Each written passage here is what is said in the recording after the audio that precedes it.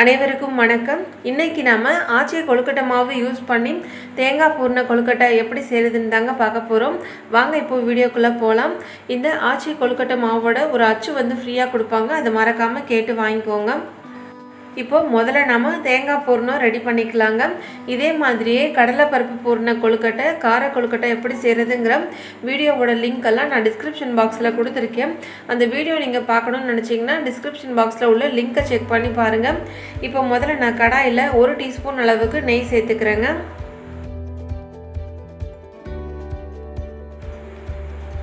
இப்போ இதில் 1 கப் அளவுக்கு துருவின தேங்காய் வந்து எடுத்துக்கிறேன். இந்த கப்பு வந்துட்டு 100 கிராம் அளவுங்க. இது கூடவே கொஞ்சம் முந்திரி பருப்பையும் சேர்த்துக்கிறேன். இந்த நெய்யில் இந்த தேங்காவையும் முந்திரி பருப்பையும் ஒரு நிமிஷத்துக்கு லைட்டாக வறுத்து விட்டுக்கலாம். இந்த மாதிரி நம்ம கொஞ்சம் நேரம் வதக்கிட்டு செய்யும் போது தேங்காய் வந்து சீக்கிரம் கெட்டு போகாது. இதனால் இந்த பூரணத்தை நம்ம ஃப்ரிட்ஜில் வச்சு ஸ்டோர் பண்ணி ஒரு 2-3 நாள் கூட யூஸ் பண்ணிக்கலாங்க. ரொம்ப நேரம் ஃப்ரை பண்ணக்கூடாதுங்க. தேங்காய் ரொம்ப கிறிஸ்பி ஆகிடும். 1 நிமிஷம் மட்டும் வதக்கினாலே போதும். தேங்காய் இப்போது 1 நிமிஷம் போல் நல்லா வதங்கிருச்சுங்க. இப்போ இதுக்கு தேவையான அளவு இனிப்பு சேர்த்துக்கலாம். 1 கப் அளவுக்கு தேங்காய் துருவல் எடுத்துக்கிட்டிங்கன்னா அதுக்கு ஒரு 3/4 கப் அளவுக்கு வெல்லமோ நாட்டு சர்க்கரையோ சேர்த்துக்கோங்க. நாட்டு சர்க்கரை சேர்த்ததுக்கப்புறமா நான் கொஞ்சமாக ஒரு 1/4 டம்ளர் போல் தண்ணி சேர்த்துருக்கேன். அப்போ தான் இந்த நாட்டு சர்க்கரை நல்லா மெல்ட் ஆகி இந்த தேங்காவோட ஒன்று சேர்ந்து வருங்க. நீங்கள் வெல்லம் சேர்க்குறதா இருந்தால் வெள்ளை பாகு மாதிரி காய்ச்சிட்டு கூட இது கூட சேர்த்துக்கலாம்.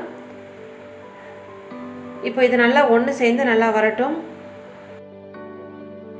இப்போ இதில் ஒரு 1/4 டீஸ்பூன் போல் ஏலக்காய் பவுடர் வந்து சேர்த்துக்கிறேன். எல்லாத்தையும் சேர்த்து நல்லா ஒன்று போல் கலந்து விட்டுக்கோங்க.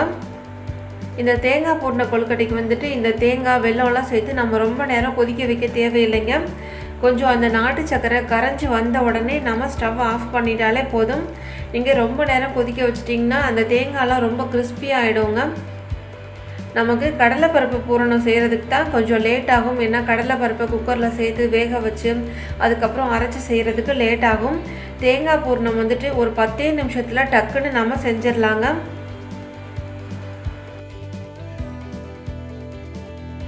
இப்போ பாருங்கள், நாட்டு சர்க்கரையெல்லாம் நல்லா கரைஞ்சி தேங்காவோட ஒன்று சேர்ந்து வந்துருச்சு. இந்த ஸ்டேஜ் வந்த உடனே நம்ம ஸ்டவ் ஆஃப் பண்ணிடலாம். ஆஃப் பண்ணிவிட்டு இதை கொஞ்சம் நேரத்துக்கு ஆற வச்சுருங்க. இது ஆறுறதுக்குள்ளே நம்ம கொழுக்கட்டையோட மேல் மாவை ரெடி பண்ணி எடுத்துக்கலாம். கொழுக்கட்டை மேல் மாவு ரெடி பண்ணுறதுக்காக நான் இன்றைக்கி ஆச்சி கொழுக்கட்டை மாவில் இருந்து ஒரு 200 கிராம் அளவுக்கு மாவு எடுத்துக்கிறேன். இப்போ இதுக்கு தேவையான சுடு தண்ணி நாம் காய்ச்சி எடுத்துக்கலாம். எந்த கப்பில் மாவு அளந்துக்கிட்டிங்களோ அதே கப்லேயே 1 கப் அளவுக்கு தண்ணி எடுத்து நல்லா சூடு பண்ணிக்கோங்க. இப்போ இதில் கொஞ்சமாக உப்பு சேர்த்துக்கலாம். இது இனிப்பு கொழுக்கட்டைங்கிறதுனால ரொம்ப கொஞ்சமாக உப்பு சேர்த்துக்கிட்டா போதுங்க. தண்ணி நல்லா கொதிச்சு வரணுங்க. அதுக்கப்புறமா தான் நம்ம மாவுக்கு சேர்த்துக்கணும். இப்போ நான் ஸ்டவ் ஆஃப் பண்ணிடுறேன். கொதிக்க வச்சு எடுத்துருக்கிற இந்த தண்ணியை மாவில் அப்படியே மொத்தமாக ஊற்றிடக்கூடாதுங்க. கொஞ்சம் கொஞ்சமாக ஊற்றி தான் பிசைஞ்சுக்கணும். மாவோட பதத்தை பொறுத்து அப்படி அப்படியே கொஞ்சம் கொஞ்சமாக சேர்த்துக்கோங்க. 1 கப் மாவுக்கு அப்படியே 1 கப் அளவு தண்ணி தேவைப்படாதுங்க. இந்த தண்ணியில் அரை கப்லேருந்து ஒரு 3/4 கப் வரைக்கும் தான் நமக்கு தண்ணி தேவைப்படும். அதனால் கொஞ்சம் கொஞ்சமாக பார்த்து ஊற்றிக்கோங்க. இப்போ இதில் நான் ஒரு 2 டீஸ்பூன் அளவுக்கு நல்லெண்ணெய் சேர்த்துக்கிறேன். நல்லெண்ணெய்க்கு பதிலாக நீங்கள் நெய் கூட சேர்த்துக்கலாங்க. இப்போ இன்னும் கொஞ்சமாக நான் தண்ணி சேர்த்து பசைஞ்சுக்கிறேன். மாவோட பதத்தை பார்த்துட்டு எவ்வளோ தண்ணி வேணுமோ அப்படி கொஞ்சம் கொஞ்சமாக சேர்த்துக்கோங்க.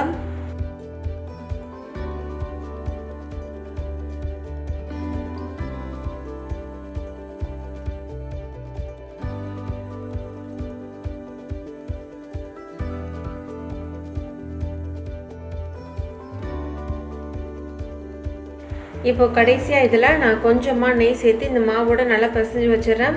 இதனால் மாவு நமக்கு நல்லா ட்ரை ஆகாமல் இருக்கும்.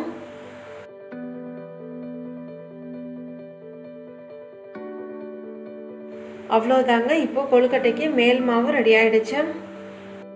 தேங்காய் பூரணம் இப்போ நல்லா ஆறிடுச்சுங்க. விநாயகர் சதுர்த்திக்கு முதல் நாள் சாயந்தரமே நீங்கள் கடலைப்பருப்பு பூரணமோ இல்லைனா இந்த மாதிரி தேங்காய் பூரணமோ செஞ்சு நல்லா ஆற வச்சு அது ஒரு பாக்ஸில் வச்சு ஸ்டோர் பண்ணி ஃப்ரிட்ஜில் எடுத்து வச்சுக்கலாங்க. ஏன்னா விநாயகர் சதுர்த்தி அன்னைக்கு காலையில் நிறைய வேலை இருக்கும். இந்த மாதிரி முதல் நாள் ஈவினிங்கே நம்ம செஞ்சு வச்சுக்கிட்டோன்னா நமக்கு காலையில் வேலை செய்கிறதுக்கு ஈஸியாக இருக்கும்.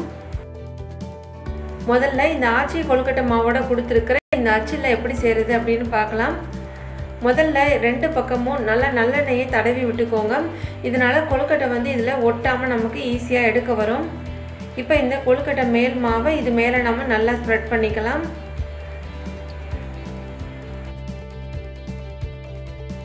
மேல் மாவு வைக்கும்போது ரொம்ப கனமாகவும் வைக்காமல் ரொம்ப நைஸாகவும் வைக்காமல் நல்லா மீடியமாக வச்சுக்கோங்க.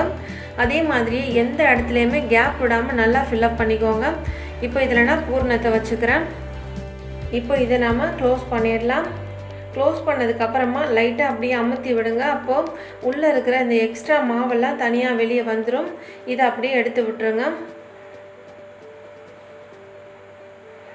இப்போ நம்ம ஓப்பன் பண்ணி பார்க்கலாம். பாருங்கள், பார்க்குறதுக்கே எவ்வளோ அழகாக பூ மாதிரி வந்திருக்கு. இதை இப்போ இன்னொரு சைடு கையில் வச்சு பின்னாடி லைட்டாக தட்டி விடுங்க. பாருங்கள் எவ்வளோ ஈஸியாக எடுத்துகிட்டு வந்துருச்சு. இந்த அச்சு யூஸ் பண்ணி செய்யும்போது இந்த இடத்துல லைட்டாக கொஞ்சம் ஓப்பனாக இருக்குங்க. இதை வந்து இப்போ நீங்கள் கை வச்சு நல்லா சேர்த்து விட்டுருங்க. இல்லைனா கொழுக்கட்டை வேக வைக்கும்போது எல்லாம் பிரிஞ்சு வெளியே வந்துடும். அவ்வளோதாங்க. இப்போ இதை வச்சுட்டு நம்ம இன்னொரு அச்சு யூஸ் பண்ணி எப்படி செய்கிறதுன்னு பார்க்கலாம். இந்த அச்சுலையும் உள்ளே கொஞ்சமாக நல்லெண்ணெய் சேர்த்துக்கோங்க. இப்போ இதை நம்ம க்ளோஸ் பண்ணிவிட்டு மாவை உள்ளே வச்சுக்கலாம். இந்த அச்சுன்னு இல்லைங்க, வேறு எந்த அச்சில் நீங்கள் கொழுக்கட்டை செய்கிறதா இருந்தாலும் கொழுக்கட்டை மேல் மாவு வைக்கும்போது ரொம்ப அதிகமாக வைக்கக்கூடாது. அப்படி வச்சுட்டிங்கன்னா கொழுக்கட்டை சாப்பிடும்போது ரொம்ப தடிமனாக இருக்கும். அதே சமயம் நீங்கள் ரொம்ப நைஸாக வச்சுட்டாலும் இந்த அச்சிலேருந்து எடுக்கவே வராது, ஃபுல்லாக பிஞ்சிட்டு வந்துடும். அதே மாதிரி இட்லி பாத்திரத்தில் வச்சு வேக வைக்கும் போதும் எல்லாம் அப்படியே உடைய ஆரம்பிச்சிடும்.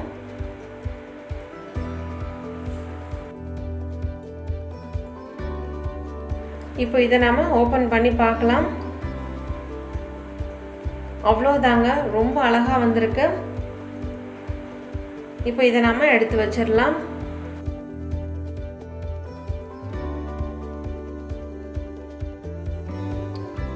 இப்போ அடுத்ததாக எந்த அச்சும் இல்லாமல் வீட்டில் வெறும் பிளாஸ்டிக் பேப்பர் இல்லைனா வாழை இலை போட்டு கொழுக்கட்டை எப்படி செய்கிறது அப்படின்னு பார்க்கலாங்க.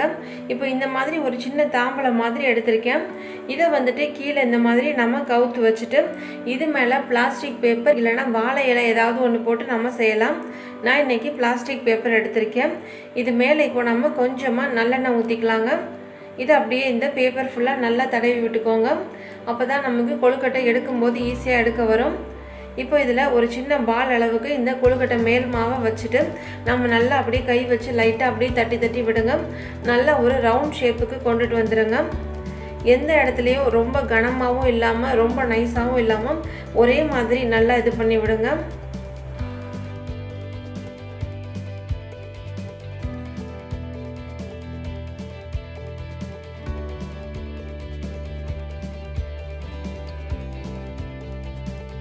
இப்போ இதில் நம்ம பூரணத்தை வச்சுக்கலாம். பூரணம் வைக்கும்போது நடுவில் வைக்காமல் ஒரு ஓரமாக வச்சுக்கோங்க. அப்போ தான் நம்ம இந்த கொழுக்கட்டையை இப்படி மூடும்போது நமக்கு கரெக்டாக வரும். அப்படியே இந்த பிளாஸ்டிக் கவரோடு சேர்த்து அப்படியே க்ளோஸ் பண்ணுங்கள். க்ளோஸ் பண்ணிவிட்டு அந்த எட்ஜஸ் எல்லாத்தையும் நல்லா அப்படியே அழுத்தி அழுத்தி விடுங்க. இருக்கிறதுலையே ரொம்ப ரொம்ப ஈஸியான மெத்தட் இது தாங்க. அவ்வளோதாங்க. பாருங்கள் எவ்வளோ அழகாக எடுக்க வருதுன்னு.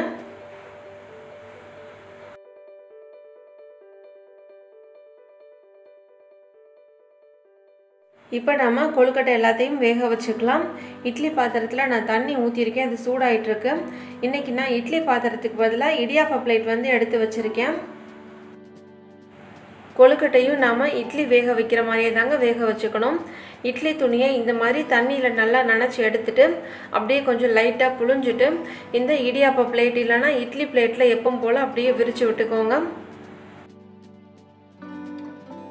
இப்போ இந்த ஈர துணியை இடியாப்ப பிளேட் இல்லைனா இட்லி பிளேட் மேலே இந்த மாதிரி நல்லா விரித்து விட்டுக்கலாம். செஞ்சு வச்சுருக்கிற கொழுக்கட்டை எல்லாத்தையும் இப்போ இந்த இட்லி பாத்திரத்தில் நம்ம ஒவ்வொன்றா வச்சுக்கலாம். இப்போ நம்ம இதை க்ளோஸ் பண்ணிடலாங்க. கரெக்டாக ஒரு 7 நிமிஷம் வரைக்கும் வேக விடுங்க. ரொம்ப நேரம் வேக வச்சிங்கன்னா கொழுக்கட்டை வந்துட்டு ரொம்ப ஹார்டாகிடுங்க. இப்போ ஒரு 7 நிமிஷம் ஆயிடுச்சு. ஓப்பன் பண்ணி பார்க்கலாம். பாருங்கள், கொழுக்கட்டை நல்லா வெந்துருச்சுங்க. இப்போ இதை நம்ம வேற ஒரு பிளேட்டுக்கு மாற்றிடலாம். அவ்வளோதாங்க. இதே மாதிரியே தேங்காய் பூர்ண கொழுக்கட்டை நீங்களும் செஞ்சு பார்த்துட்டு உங்களுடைய ஃபீட்பேக்கை எனக்கு கமெண்ட்ஸில் சொல்லுங்கள். இந்த வீடியோ உங்களுக்கு யூஸ்ஃபுல்லாக இருக்கும்னு நினைக்கிறேன். இந்த வீடியோ உங்களுக்கு பிடிச்சிருந்தா சுஜா சமையல் அண்ட் ஹெல்த் டிப்ஸ் சேனலை சப்ஸ்கிரைப் பண்ணி பக்கத்தில் உள்ள பெல் ஐக்கானையும் ப்ரெஸ் பண்ணிக்கோங்க. தேங்க்யூ.